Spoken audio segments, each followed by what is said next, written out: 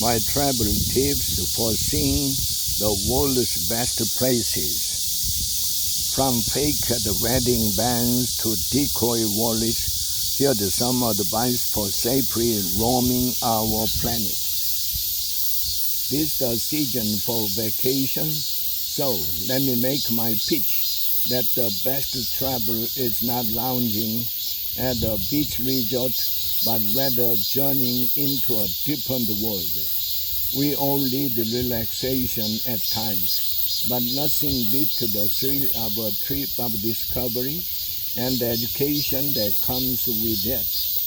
Mark Twain once observed that travel is fatal to prejudice, bigotry, and narrow-mindedness. In that spirit, I've long urged young people to take gap years before college or junior years abroad. One high school reader of such an essay, Spencer Cohen, ended up taking a gap year partly in Japan, became an Asia hand, and is now a colleague at the Times. Still, there are risks, less of violence. The U.S. has more guns than other countries, than of having your passport and credit cards stolen. So I preach both travel and prudence, and on a recent book tour, I found myself often asked about travel advice I had mentioned in my memoir. So let me share a few tips for the vacation season. 1. The most memorable travel often involves encountering something unfamiliar. So consider escaping the hearse, parading through Paris, Indonesia, Ghana, India, Naples, Vietnam, Morocco, and Bolivia are generally safe, for cheaper than Europe, and offer indelible experiences. Second, some of the places that you'll find most culturally distant may be available a shorter distance away. A teenager from an affluent family in New York or Montreal areas would step into a different world by taking a ranch job in Wyoming.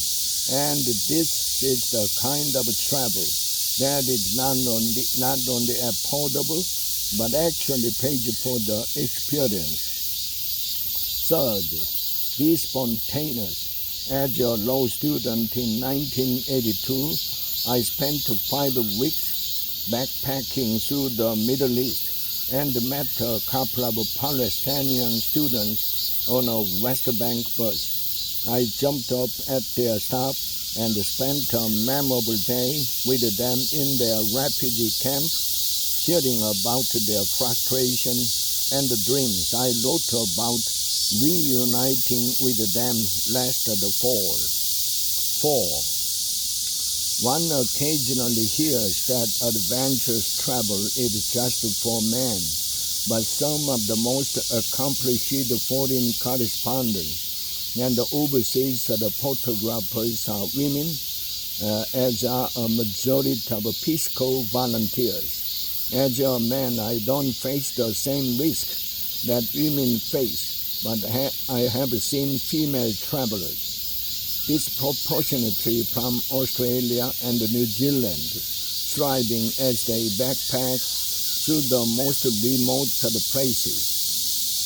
Some have suggested the purchase of a cheap wedding ring, a $20 band, or fabricated husband can help keep past away.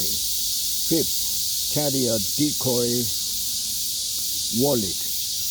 If the pickpockets grab it, let them run off, only to discover that it contained just a bit of cash for street purchases, a day pass for the subway, and an expired credit card.